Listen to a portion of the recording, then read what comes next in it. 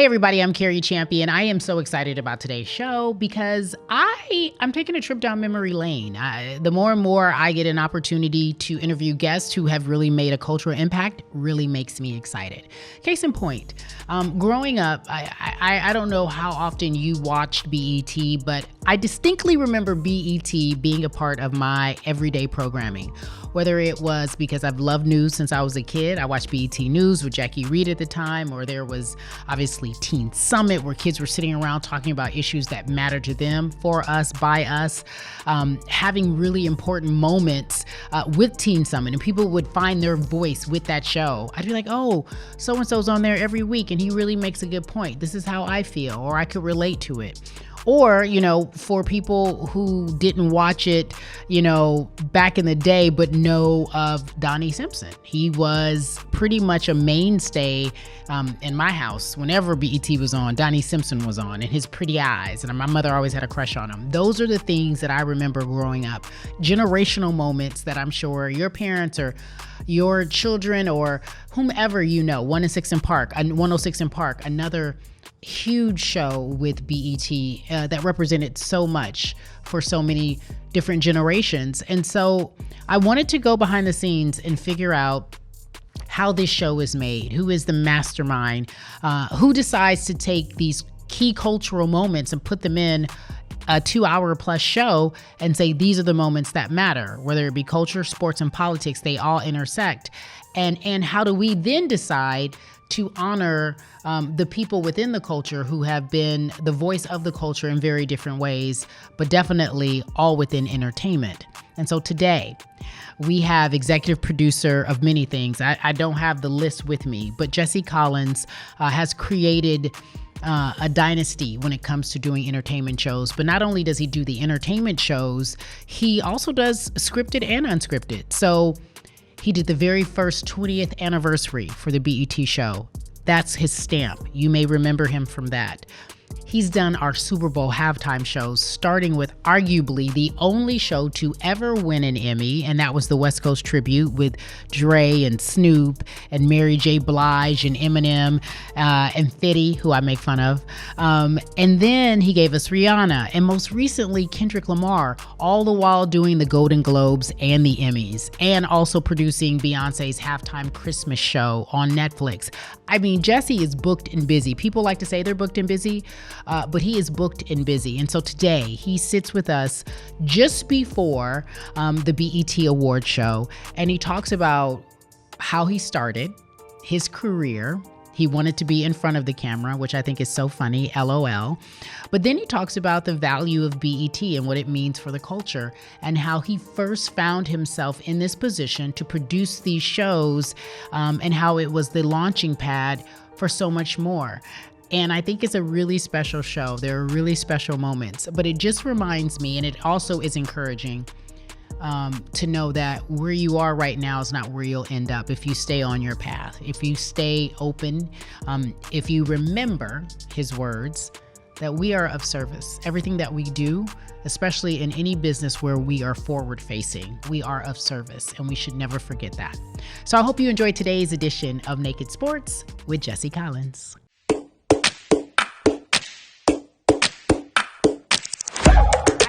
I want to tell you that I'm very proud of you, first of all. Let me give you your flowers. I know you hear all of it and you're very humble. But I'm on a call today with Justina, and SVP, you know her at Parkwood. And I said to her, of course, I said, don't we love Jesse? And her exact words, she was like, he's the easiest to work with. He gets it. He understands what it is at all times. What has been, and I'll start with a really big question, your key to success, friend? I'm in the service industry. Everything to me is about service the network or studio, service the artist, service the project. Shows are going to tell you what they need, whether they're an award show or a halftime show or a movie or whatever. It's always going to tell you what it needs. And sometimes that's what you thought it needed from the beginning. Sometimes that changes. But for me, it's like always come from a place of service. And I think people appreciate that. When you say service, does it mean that do you go in with an idea of what you want to see? The creative aspect is where I find people get very, especially when it's a collaborative project, that's when things get complicated. When you say you're in the service industry, if they say this is the vision, you execute the vision or you supply your vision in collaboration? No, I try to, if someone walks in with a plan, then it's about figuring out how to execute that plan. And then ultimately, there's always going to be things that will cause you to have to adjust. And that's where the creative comes in of like, we know you wanted this, but that doesn't exist. But how about this? Does this fit what you're looking for? How about this version of it? And just like, we're all pretty fearless with the pitching. So like, I'll throw 100 ideas and strike out or get 2 or 3, and I don't care. If any ideas get in something or all of them, doesn't matter to me. It's just, we just want to get the best thing on the air. You have done from projects when I first met you, I think maybe, God, I don't know, 2017, 2016. You've done so many things that people have watched. Obviously, the BET Awards, which we'll talk about, the Super Bowl halftime shows, the Emmys, the scripted projects that you've done, TV shows that you've done. I think Gabby, My Journey to 50 with Gabrielle Union, which I thought was really amazing, right? There are so many baby projects that I think that are beautiful, that really have your stamp on it. And at the end of the day, I keep coming back to what our good friend Justina said at Parkwood, which is he just gets it. And that to me is a superpower. If you were able to describe what your superpower is, what would it be?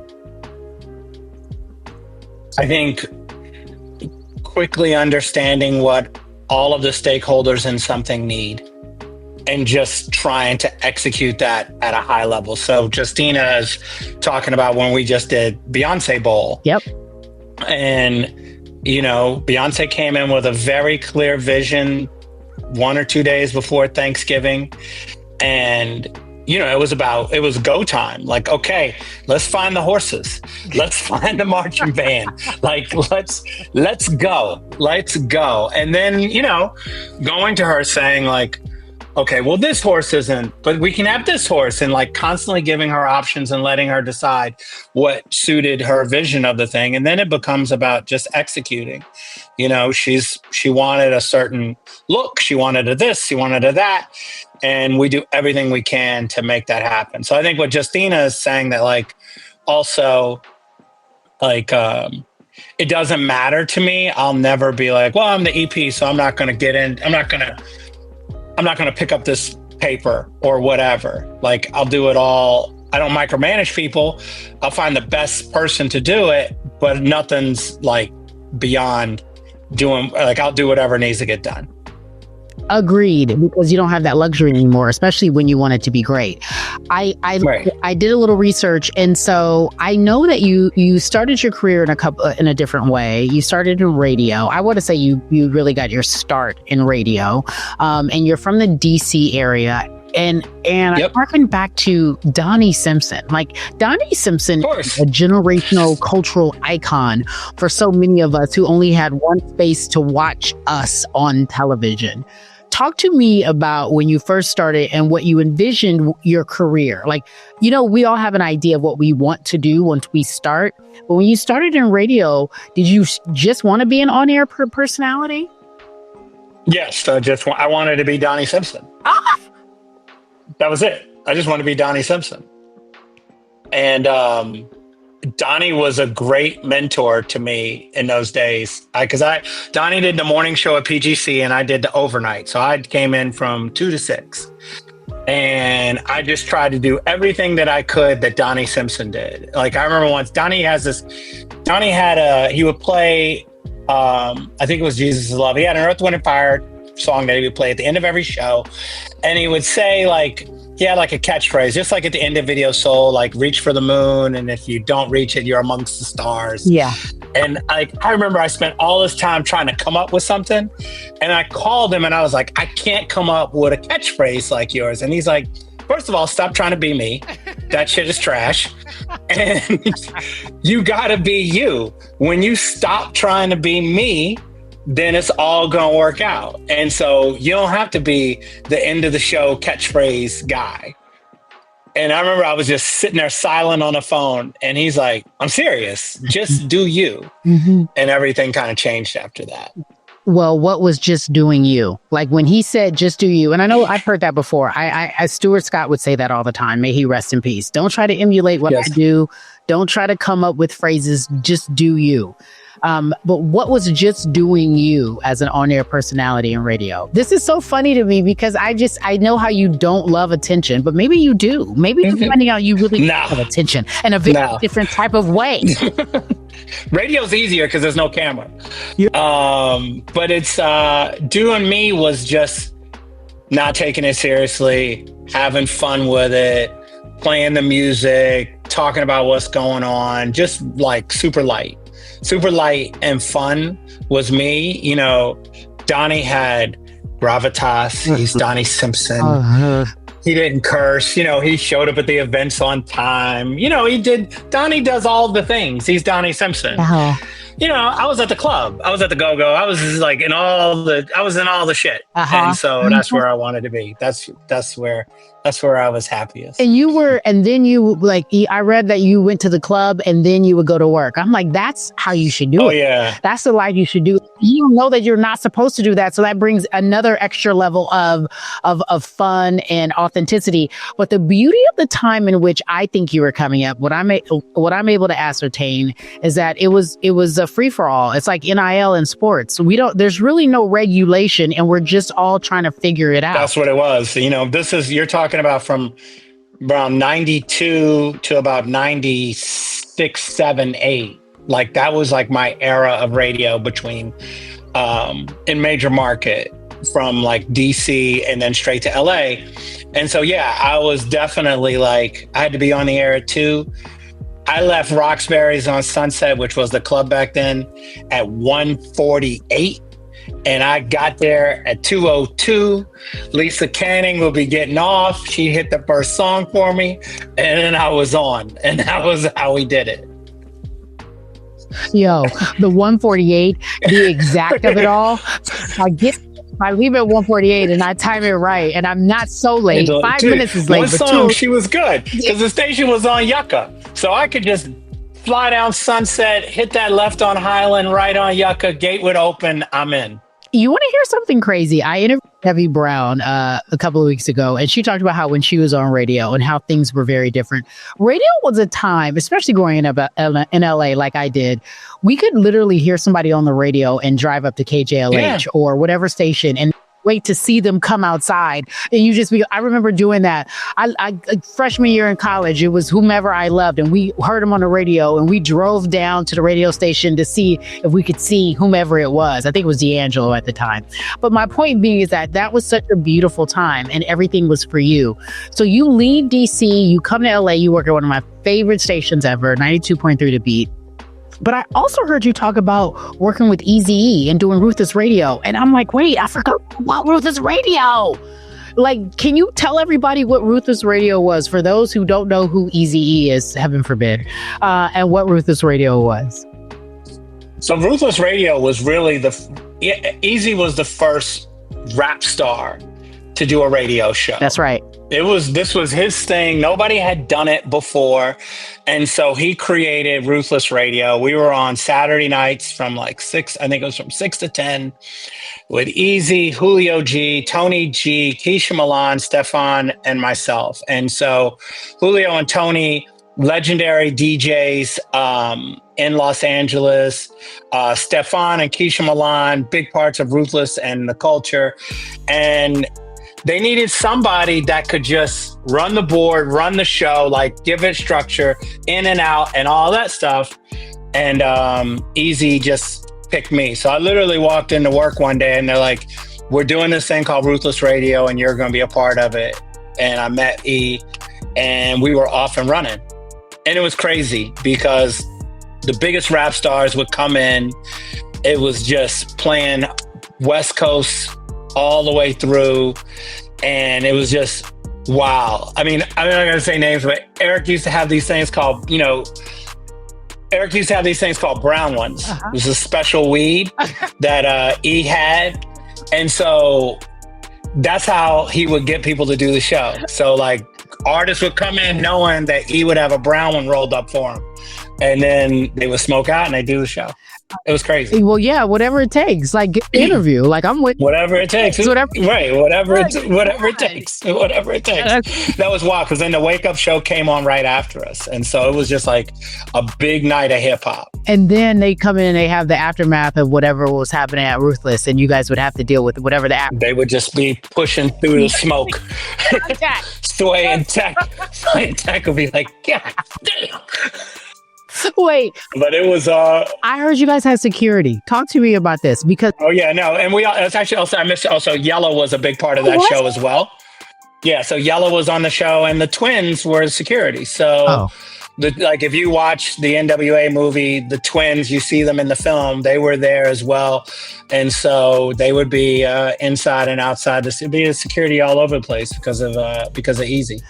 Now I'm listening to you tell these crazy stories, and for people who don't understand like the West Coast versus the East Coast hip hop time, Eazy-E really truly was I think, to your point, the very first superstar. I never thought about this. The very first superstar that was a rapper, especially on the West Coast, and obviously the family and the tree that came out of it. But you explained something to me that I thought was really interesting.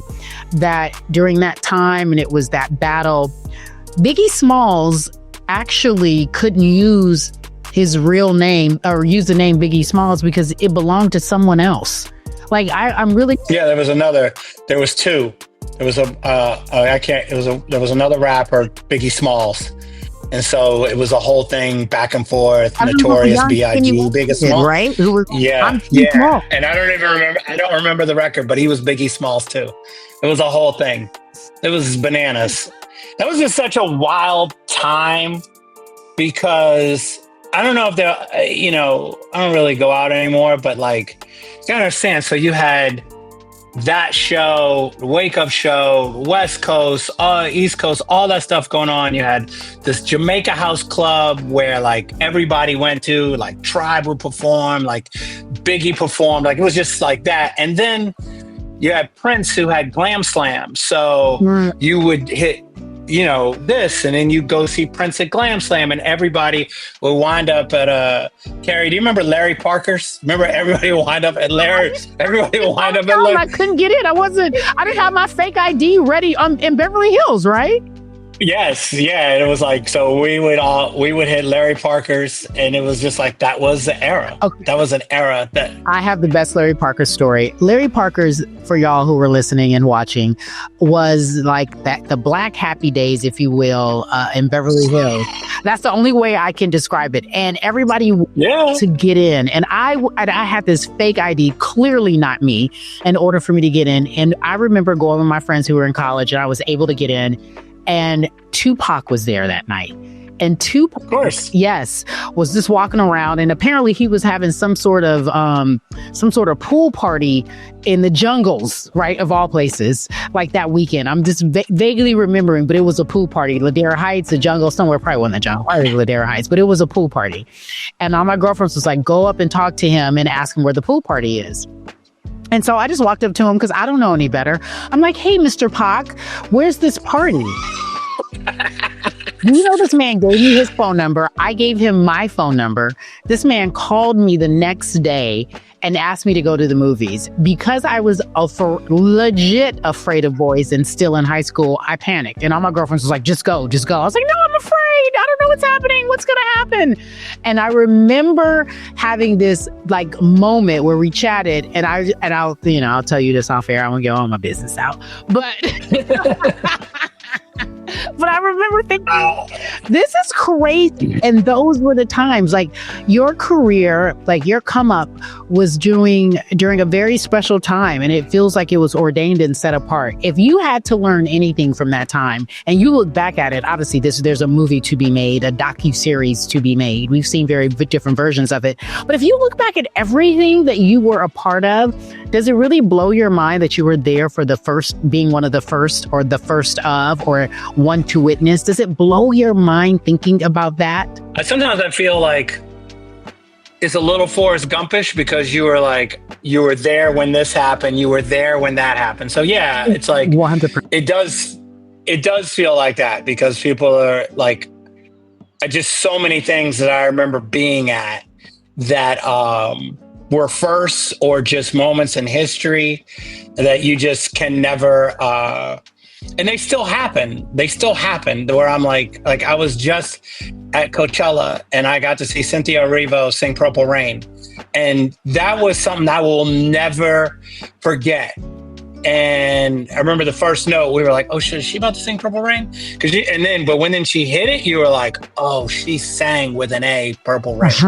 So there is like those moments, but yeah, and then I can remember Biggie playing Jamaica House. I can remember Bone Thugs coming into Ruthless Radio. Nobody knew who they were.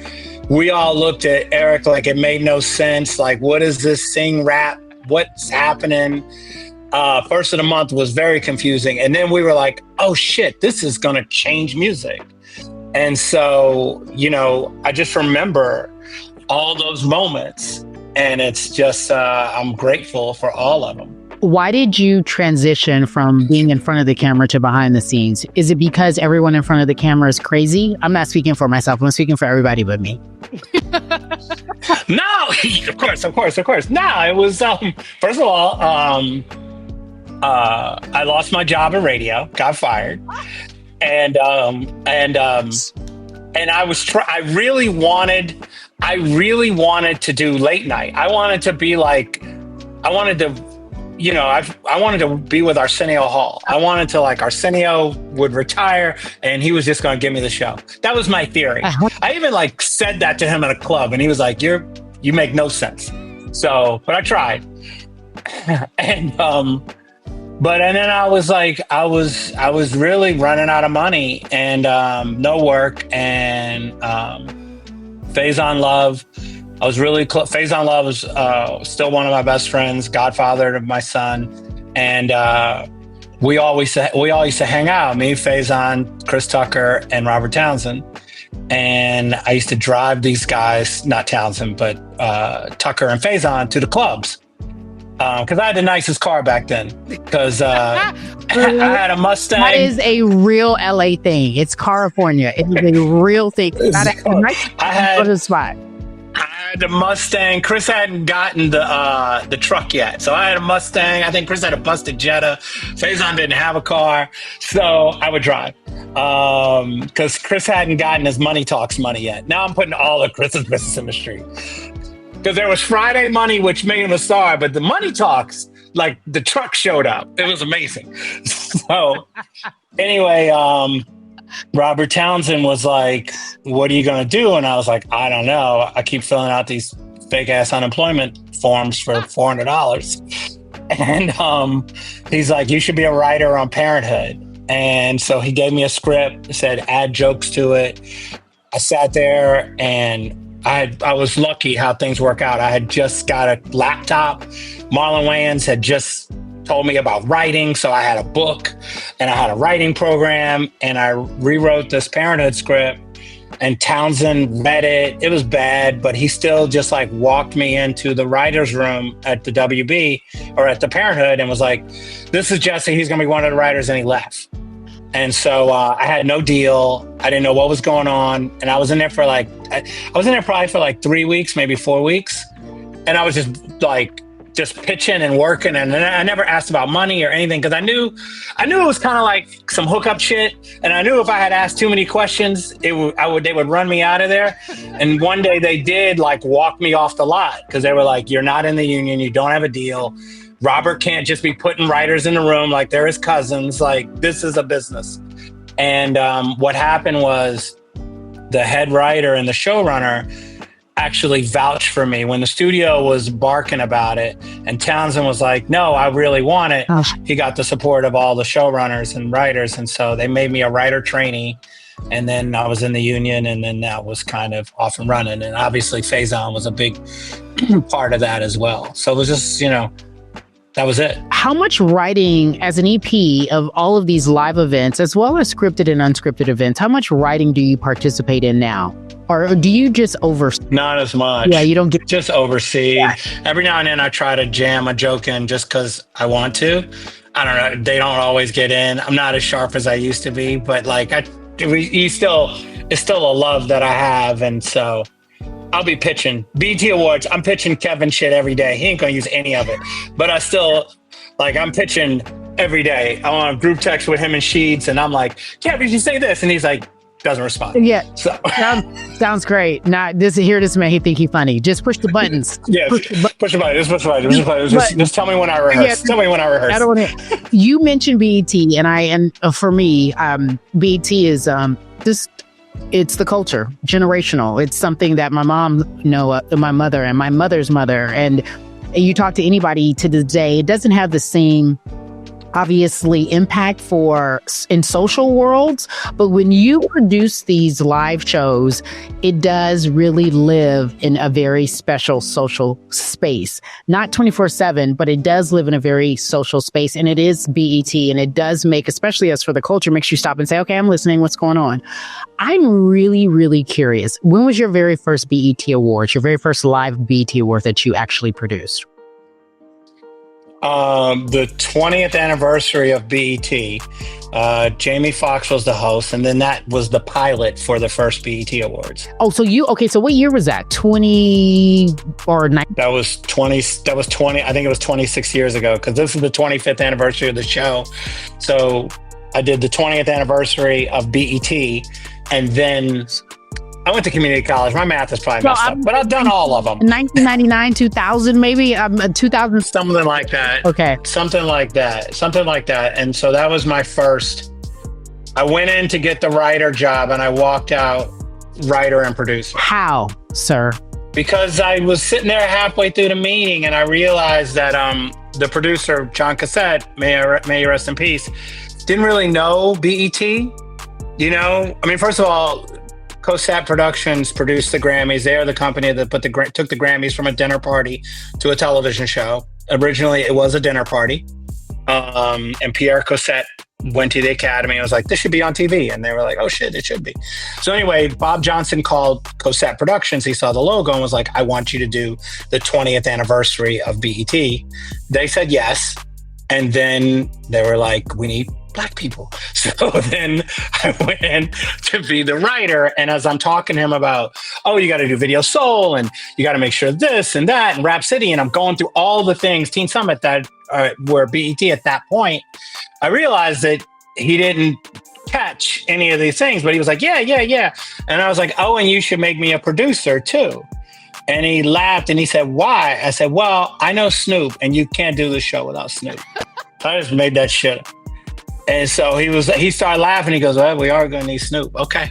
And so they made me a co-producer. So that was like my first producer credit. And Snoop did the show. Congratulations. So. And you got Snoop to do the show on top of that. We did that was the Up in Smoke tour. So we had Dre, Snoop, nobody knew Eminem,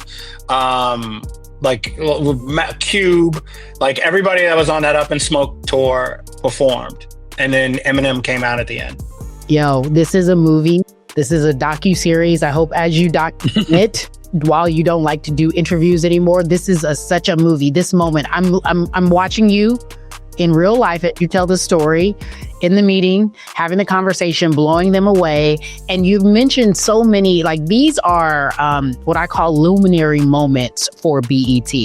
What was Teen Summit to you? If you had to describe Teen Summit, take you back to that meeting, what does Teen Summit mean for the culture and for BET? I think Teen Summit it's funny, I was just watching Forever this weekend, Mara Brock Akil's new show. And it's like, Teen Summit was that for us back then, because there was no Forever. There wasn't anything showing what young Black kids were going through socially and politically, and just nothing. There was nothing. I mean, you had the Cosby Show, but that was a sitcom. So it wasn't like getting into the weeds of it. Teen Summit was that. Because you remember, this is the era of, this is the parents parents, this is the era of parents who really weren't like, so tell me about your feelings. Like, but how do you feel about there was none of that. Uh-huh. There was like, go clean your room. Nothing else matters. Yeah. Do your chores. Yes. Do your chores, do your homework, have your ass in the house before the sun comes That's out. it. Like For free life. So Teen Summit, yes, Teen Summit was a place where you could discuss that and see people talk about that and really think about what your point of view is on things and make you understand that you're supposed to have a point of view on things. So that to me was what was important about that show.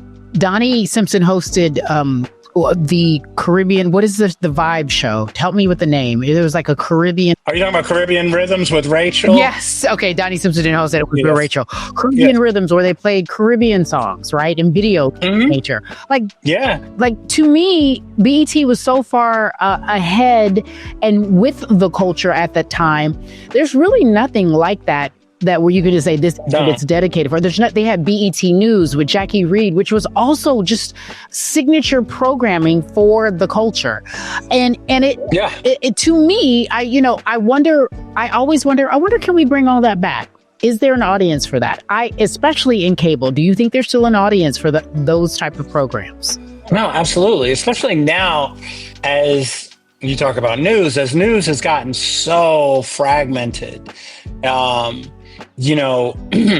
more than ever, we probably need, and I think our voice, we need to see our voice, and all the colors of our voice. People think that Black people just think in one bucket, and that is not the case anymore.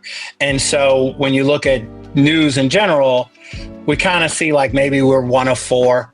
And we're one type of four, or maybe there's and then there's another Black point of view, but it's still one of four. Correct. You rarely get the whole conversation, because our existence, I think, is getting more and more interesting, complicated, all those types of things. So it needs to be thoroughly discussed on a daily basis. I say that all the time. I think, and Jackie hears this often because I know where I go.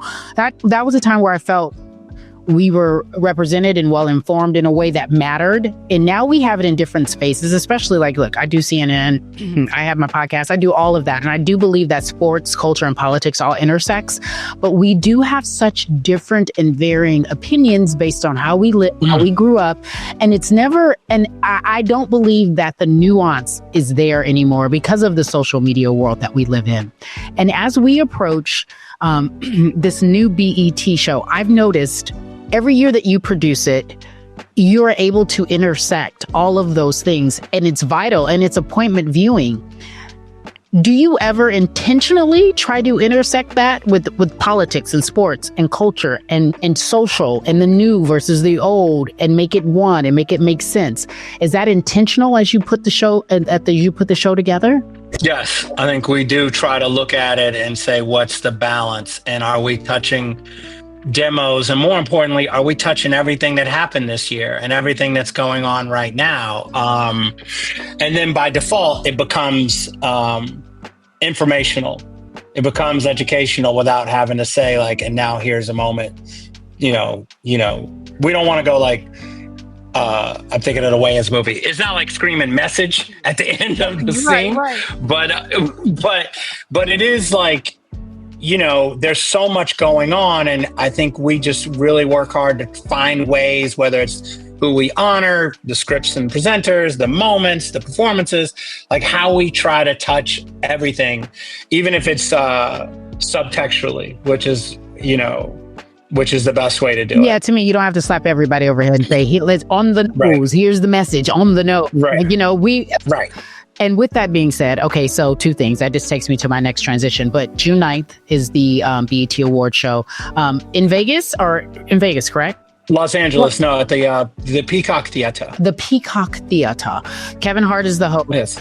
Do we have anybody, and you do want to break some news? Is there anybody else we need to be paying attention to? Why we should be paying it? And everyone I told that I was interviewing, side note, was why is it so early this year? Can we talk about that? That I don't know. That was a network thing to move it up. I'm sure it's some kind of scheduling thing that makes it make sense. Listen, the one thing that's going to be, they got a lot of talent that they're going to be announcing soon that are amazing. The people, the icon, we're checking incredible boxes. First one is Jamie Foxx. The tribute to Jamie is going to be insane. Mariah Carey is going to be amazing. Performance, like unbelievable. This is for you, the West Coast, Snoop Dogg. And then we're going to close with God's boy, Kirk Franklin. Ooh. So we'll be getting honored as well. So it's like a great mix of people. They're all legends. They are all icons, and they all deserve their flowers. But the other thing is, so this was all Kevin Hart. The show is black tie. And so everybody is supposed to be black tie. Like, think Emmys, Oscars. That's what this is supposed to be. And that's what it's going to be.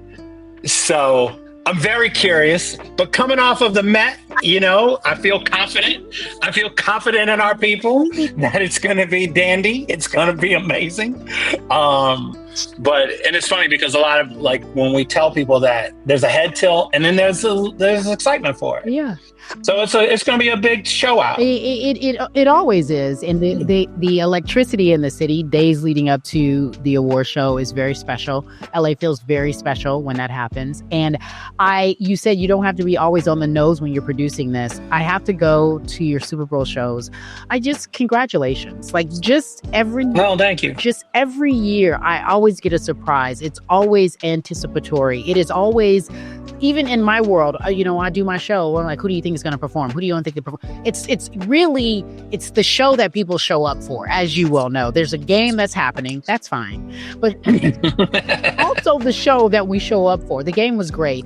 But when you gave us our West Coast tribute, and obviously being born and raised in LA, it felt big, it felt special, it felt monumental, it felt overdue. And then it also felt to me like, wow, what an honor to be a part of something. And by that I mean just growing up listening to West Coast rap, why I really identified with it, why it made sense, why it felt like home. You were able to really encapsulate all of that in that show. And then there was the entertainment of it all. Like, you don't know what the memes are going to be. You don't know that everybody thinks 50 gained too much weight and he upside down like that. You don't know that everyone's like, why is he doing these things? Why is 50 feel so big? Who swallowed 50? You didn't know that was going to happen. You had no idea, did you? No, but, 50 should get credit for hanging upside down, That's the thing. That was the thing. And he was game for it from the beginning. The first Zoom, I was like, we kind of want you to hang upside down. Wait a second. And he was like, Jesse, that was your choice. Tell me why. Why him in that way? Because that's the record. Think about the video. Yeah, but you saw him beforehand, no? Yeah. I had total faith he could do it. He did it in every rehearsal. Listen. Do it. I'm just being. Look, Fifth killed it. That's all I know. That's all I know. He did a great job. But my best part, the man who teases everybody got teased. That's why I love that. That was just a joy for me. I was like, oh, this is so cute. Yeah, he rolled with it too. It was, it was all history. When you're watching this in the control room, are you understanding what's happening? Or are you not? Because when I'm working, I don't understand what's. Were you aware of how it was? I know you. I think the emotional moment for us came in rehearsal. Oh. And then when it was game day, it was game day. It was just like in rehearsals, seeing all of those artists work together, see it all come together. I'm thinking of 94. Meeting Snoop and Dre and like seeing the 94 version of them and now where they were in that moment, and having that conversation of like, how this even happened. Would this ever happen? It was unbelievable. It was unbelievable to be there for that. Unbelievable. And that's when it was like emotional. I had a conversation with Snoop about, like, did you ever think that this, because you have to look at it this way. Remember in 94, the government was, like Gore, like it was about getting Snoop and Dre off the radio. They were destroying. It was all bad. It was all bad, right? And you have to think about what halftime shows were then.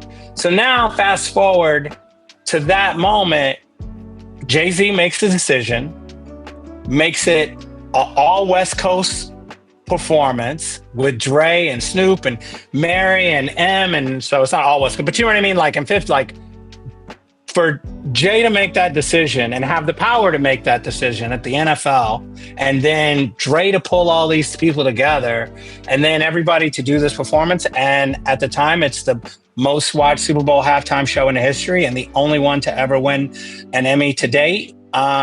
Congratulations. It's an unbelievable. Congratulations. Thank you. By the way, look at that humble brag. The only Super Bowl halftime show to win an Emmy to date was done by my friend Jesse Collins. Congratulations. Just that's it. And you know what else? You know who was the first one there on game day? Snoop Doggy Dogg. I bet. Professional. 9:30 in the morning. He was there. Professional. Ready to go. He understood the moment. He understood the moment. Like he knew this was massive. Then we have Rihanna. Yeah. You come back, you have Rihanna, and it's like we haven't seen her, and everyone's waiting, and we can't believe. And what is she going to start with? And is she bringing anybody out? And not only did she bring somebody out, she brought out the most precious gift you can ever bring out. She brought out a baby. She was like, "Hey, y'all, guess what?" Yeah. For us in music. And then I just want to fast forward because I know we got to wrap, but I want to fast forward to last year. I was at the Super Bowl. I was in the suite and I was watching and my mouth was just open. It was surprise after surprise after surprise. It was storytelling at its height. And I was just like, whoa. I was like, I'm going to go back and watch this 20 times so I can really understand what this means. I was so proud, like it was, because it was for us. And I wonder, when you think about that performance, and I know you say it's in rehearsal when you understand the gravity of it, but when you found out the current administration would be attending, what were your thoughts? I mean, when I found out that the administration was attending, I got into like, okay, how does that affect us? How do we move? Are they shutting down the T-Zone? They shut the tunnels down. Like, I'm like, shit, this just got harder.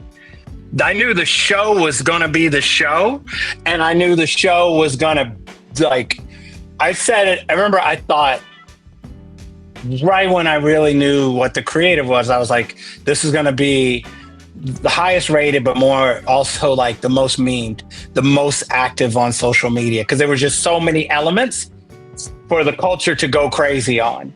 And so when I heard that the administrators were going to be there, I was like, we got a lot to get on and a lot to get off. And I really hope that this isn't going to affect it. And I think the NFL did a great job of managing everything so that we were able to do the show without adjusting it at all. That's what I'm getting at. It stayed true to the message. And it wasn't so obvious, but the message was clear. Yeah. And did you feel, or did Kendrick feel like, should we alter our message or stay on course?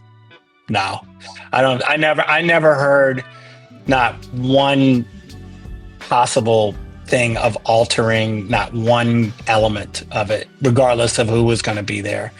I mean, that's just not what, that's not how Rock Nation's built. That's not how Kendrick is built. That's not how we're built. Like, we are like, this is the creative vision and everybody lines up and we do everything we can to make it happen. And I would say also the NFL was from day one, like they loved it. And this is what we're doing. Surprising. That's great. Yeah, this is what we're doing. It's like, and everybody can watch it and let's go. And let's go. Now, I also heard, you can sift through if you know this is true, that there was a hint that you all knew, in fact, that the president would come. And that's why the message was still very clear. Is that true? I didn't find out that the president was coming until, I don't know, maybe 2 days, 3 days before. Oh, okay. So we was locked and loaded. And it wasn't. It was the same. It was the same show that it was over Christmas when we were, during rehearsals in Los Angeles. You have a staff, I believe, of 28, maybe a little more. How do you all do all the shows consistently, all the time with excellence? Look, everybody is in here just grinding. It's like, Dion Harmon's our president. She's deep into everything. Madison Merritt with our unscripted shows. Janae Roseanne Clay with the specials, and Sam Klein. We got some scripted things. Varnell Hill coming with Martin Lawrence, who are very excited. And it's like we're all working together to make this thing work. We all got bills. We all got bills. We don't have, I don't know how to. Oh my God, American Express. Yeah, hi. By the way, I just clicked up on American Express. Says your trip's confirmed. No, last but not least, I read in a Variety article that you said you love to work. Yes, this is a booming season and a booming time for you, but you love to work. And just based on your reputation, God, you have the personality for this. I envy your personality. I envy how easy you are, because you always know that at the end of the day, you're going to bring yourself. And there are so many of us in different spaces, in front of the cameras, behind the scenes. We want to make sure that we stay even and balanced so that we can continue to do what we love and still be in service.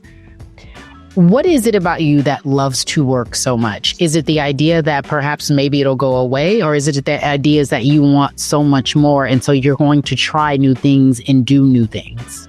Trying new things, and like the fear thing was an earlier thing, and I've a lot of therapy. I've worked my way out of the fear of it all and gotten into wanting to be a part of history, wanting to build this thing out. And I also love being a part of others rise, just speaking about Kendrick. I mean, I've known Dave Free since the beginning of him and Kendrick, since the beginning of first TV thing on the Hip Hop Awards or something. And I've watched them from BET Awards to Grammys to now this. And with Mike Carson, I've watched them become some of the best to ever do it. And just watching that has just been a joy. And so that's work. Being around younger people that are just taking the torch and really doing incredible things. And any chance I can do that, I'm all the way into. I am so impressed by you. I thank you for being the same as from the day we met to now. I only wish you nothing but the best. Not that you need that. No, since that Soho House breakfast. Yes! You in my eyes. Of course.